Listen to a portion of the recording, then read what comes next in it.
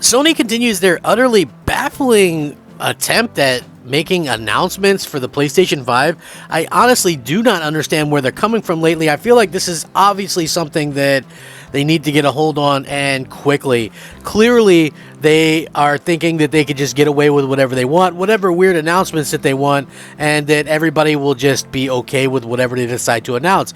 I, for one, have to disagree with that take. I think that Sony are being extremely cocky and arrogant, and this is something that has traditionally led to them having a rough time. And look no further than the PS3 as evidence of this. Now, that's not to say that they're going to go totally that way with the PlayStation 5, but they do seem to be very much going in that direction and kind of only, really caring about the money side of things. And I've kind of talked about this previously as well, but I just feel like they're leaving the door open for Microsoft to go out there and absolutely dominate. And if you don't believe me, trust me, you're going to want to take a listen to this video, because it's going to get into these details very much so. And again, I'm scratching my head at what Sony's doing. Like, Sony literally has the world on a platter, and here we are at this particular time, and it's just like,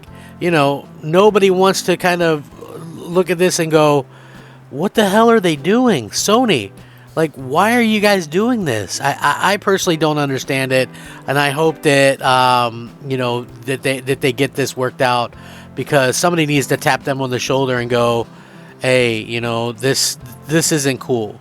This isn't the Sony that I know. This isn't the Sony that I started to really come around to over the years. This is like some kind of weird Sony that doesn't make a whole lot of sense. And listen, they're a company that can definitely rebound with what they're doing for sure. But at the same time, it's like they seem to be costing themselves players and things like that. And I hope that they kind of realize that gamers can be very fickle, and even though they might be leading right now, that can always change. I want to get into it. I'm Crap Gamer, and this is Crap Gamer Reviews. Please leave a like on the video. I'm looking to get 100 likes per video. A small goal to be sure, but one that I would love to reach regardless, so help me out with that. Now, Sony announced something that I felt was just stupid. They actually, it was two things. The first thing is, Sony's going to continue making PS4 games moving forward. Again, this doesn't make any sense. This is so stupid, especially when your competition, Microsoft, has already cut off the previous gen. According to this, Sony's not going to abandon the PlayStation 4 and considering content for the last gen console on a case-by-case basis. Outside of the upcoming God of War Ragnarok, which is actually slated to release on the PlayStation 5 and the PlayStation 4. The manufacturer is being unprecedentedly secretive about its upcoming slate of first-party projects, and we know that Marvel, Spider-Man 2, and Wolverine are in development, but beyond that, it's anybody's guess, unless you're, read recent leaked documents, but who knows if those are accurate or anything along the line. So yeah, very interesting to say the least.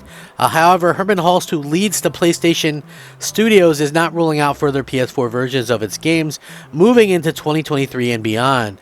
He said, and I quote, "We certainly don't want to forget millions of active players on the PlayStation 4, and we want to ensure that there are great games for them as well. We're evaluating it on a case-by-case basis." Now, Group President Jim Ryan ruffled feathers a few years ago by declaring that his company believes in generations, only for the vast majority of PS5's first-party lineup to also launch on the PlayStation 4. While his comments were taken out of context to some degree, and the Japanese giant has released several PS5-only experiences like Ratchet & Clank Rift Apart, the latest statement may prove a bitter pill for some fans to swallow, as they believe ongoing PS4 development is blunting and basically kind of gimping the PlayStation 5's potential. It'll be interesting to see which games they actually, consider putting out there. But yeah, very interesting that that's actually happened. And you know what? Listen, it's really kind of frustrating to see Sony go the way that they're going, because I think Sony is a good company and they do some great things with with their consoles, but I just feel like right now they don't exactly have the they don't exactly have the greatest sort of track record for when they're in the lead like this. Now, the other thing that I thought was kind of ignorant, which was that they sort of took some shots at Microsoft, and I thought that this wasn't something that realistically should have happened because it makes them look bad. So PlayStation Studios head says that Sony isn't taking devs off the market with their acquisitions. It's a clear shot at Microsoft, when what Microsoft has done with like Bethesda and things like that. But at the same time, it's really ignorant to say that because Insomniac Games exists. Bluepoint Games exists. These are two studios that has done work on Xbox. So it is taking devs off of the competition. PlayStation Studios head Herman Hulst appeared several times over the last couple of days. To begin with, the co-founder and former managing director of Guerrilla Games confirmed that new investments made by Sony to accelerate the expansion into PC and mobile and live service games are a concrete possibility. Later, Hulst also appeared in a lengthy video as the chief of PlayStation Studios said single-player PC ports of PlayStation exclusives will remain delayed by at least a year compared to the console debuts, while multiplayer games will likely launch simultaneously. But Hulst also touched upon a consolidation topic, one of the hottest within gaming industry ever since the explosive beginning of this year. The PlayStation Studios head reckons it wouldn't be correct to say Sony has taken developers off the market, rather it is helping the growth of new studios. He says, "We have welcomed 7 studios into PlayStation Studios over the last couple of years. I want to be very clear that this is not an arms race. We are always working with teams that have a strong creative vision and that we feel fit PlayStation Studios culture like a glove, which they do.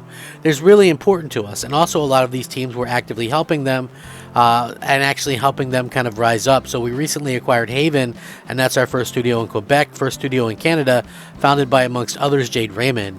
We were really impressed with their ambition level, with their creative vision, and I think bringing them in-house actually enables us to help create a studio, to help stand up a studio much faster and more rigorously than keeping them external. So the idea that we're taking teams off the market is not necessarily true. It's sometimes quite the opposite, that we're helping come to a new life from our studio and going to deliver a wonderful new experience to the PlayStation community. Now, obviously, it appears as a clear jab at Microsoft's acquisition, especially as Sony has decried the possibility of games like Call of Duty becoming exclusive, even though Microsoft denied it multiple times.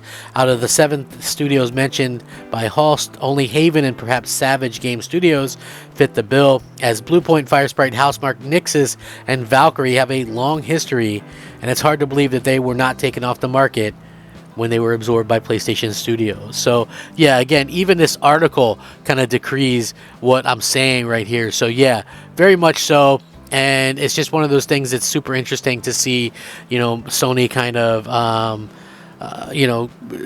go by this kind of route.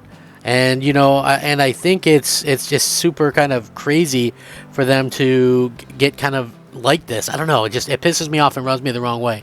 That holier than thou stuff from a company that's in first place, that's crying us, fair. I don't buy into it. What do you guys think, though? Rack 'em up, fact 'em up, crap gamer 'em up. Thanks for watching. Crap gamer out.